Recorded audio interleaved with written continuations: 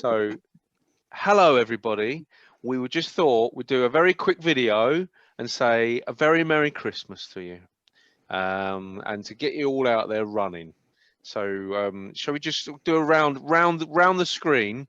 Everybody just say a Merry Christmas, and then give your words and tips and advice for running through the Christmas period. How about that? You didn't tell us that was going to happen. No, I just dropped that on you. What about your chart poster? Oh yeah, we got that coming as well. So what I'll do is I'll probably, I'll embed this video in with that poster, the virtual running challenges poster thing, which will be below this video. That's Right. where I'll put it. So yeah, so up here's the start of the running report, and then the poster's down there. I'm actually pointing to Michelle, and I'm down over that way. And Michelle is.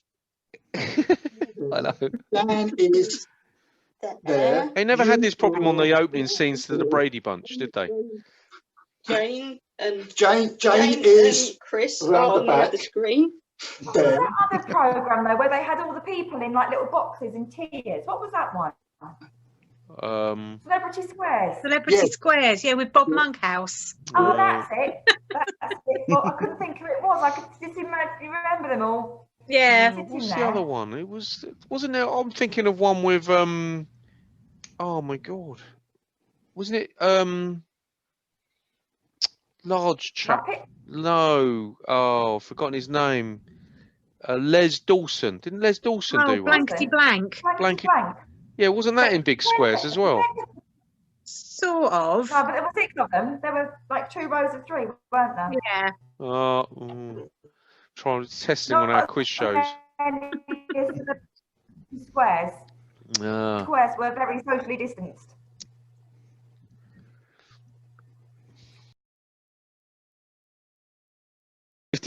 Did have this confusion. We could forget that Anna, you're just a wee youngster. I'm trying to think of anything else that you might not remember. So have you ever watched Big Trouble in Little China? No. Oh, have you ever I don't watched? think I've watched that either. Really? What? With Kurt Russell? Have you watched? I like Kurt Russell. He's married to Goldie Hawn. Yeah, I learned that as well. Who's Goldie Hawn, the one with the funny face. And what else was? Have you watched Die Hard then, Anna? Die Hard.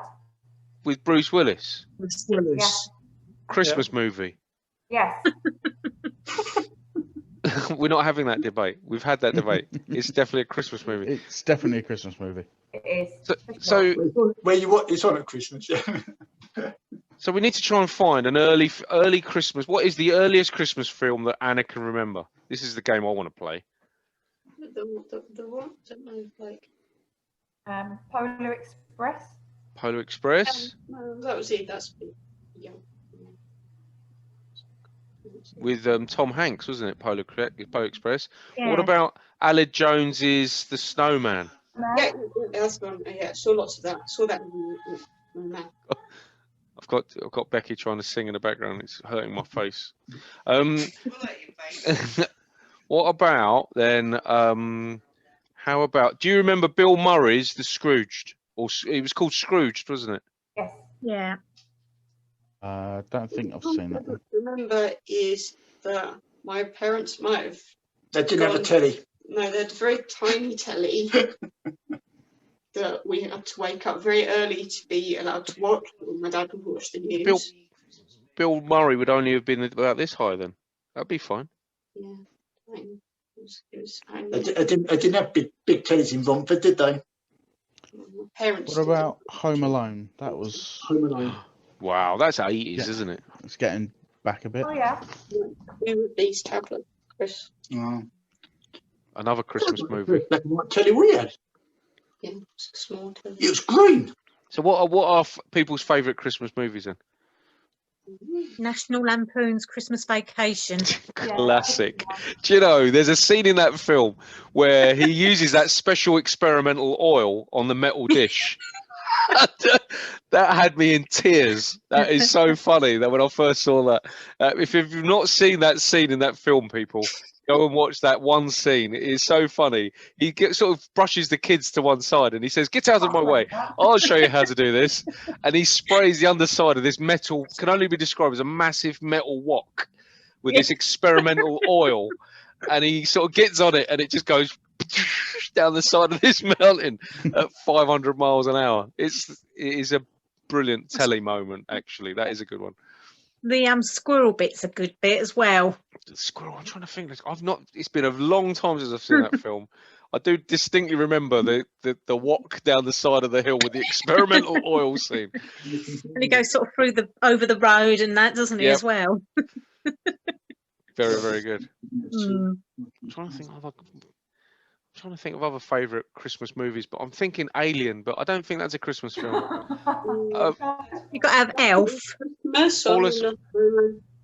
Paula says Miracle on 34th? Oh, yeah. 34th on 34th Street. Miracle on 31st Street is the rubbish version. It's a few streets over. No Father Christmas on that one. It misses all the action. Yeah, yeah. Miracle on 31st Street is the one with the robbery.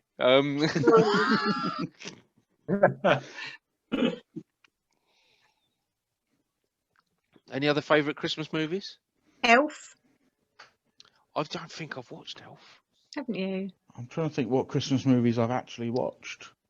I try and avoid them because usually they're just awful. Yeah.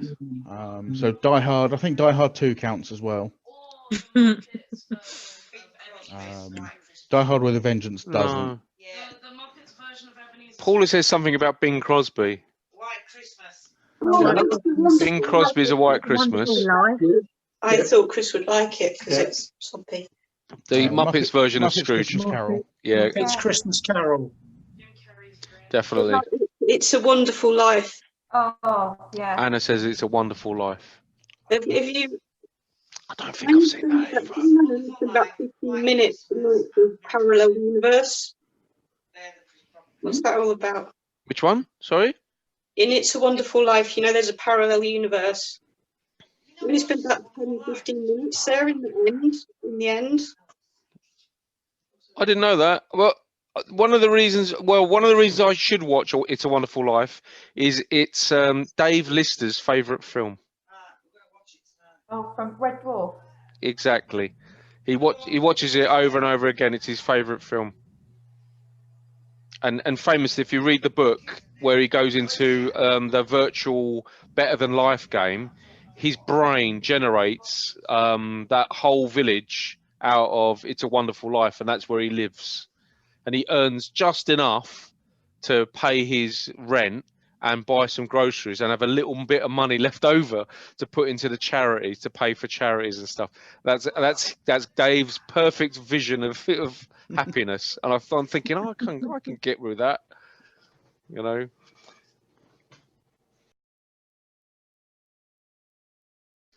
Ooh, look, Becky made me a mince pie.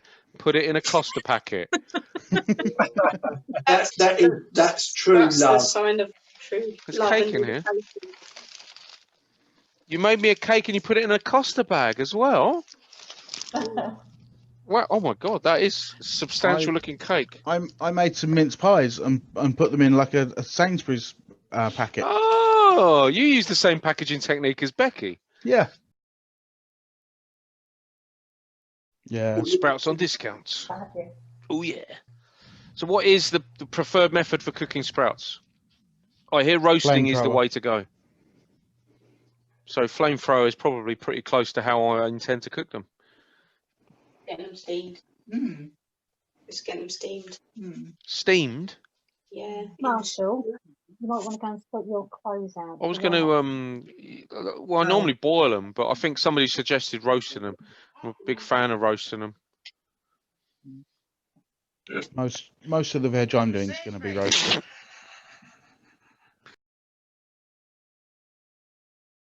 So, important, very serious question. Oh, who's that? Socks? Yes. Cool. Has everybody, Jane's frozen, so she can't answer. So you've only got 10 seconds to answer. Oh, she's disconnected. Oh. Is everybody on which list do we think we're on? Are we all on the nice list or the naughty list? Shh. That'll be the nice list, everybody. Everybody's on the nice list. We're in the room. Really? That was easy. Do you think, Michelle? Yeah, I don't we all know. deserve it this year. You think we're all on the nice list by default? Yeah. Anyone that knows how to wear a mask properly, nice list. Everyone else, naughty list. Yeah. So what do people want for Christmas? Not COVID. No. Being all dedicated park runners, I assume it's going to be trainers. But I've already opened my Christmas present. what? Yep. I could do with a new pair of trainers. I'm one of these people that prefer to get what I want, so I tell my children in advance. And my daughter sent me a multi-station bird feeder. Oh.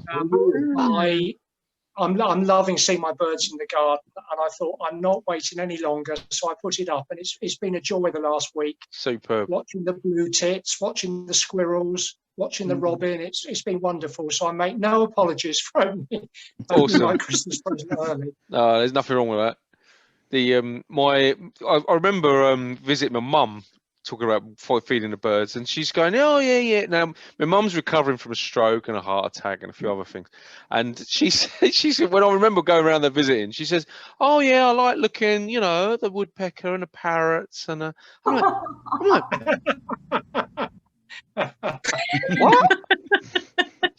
what? What did you say, Mum? And I thought Mum was having a moment, right?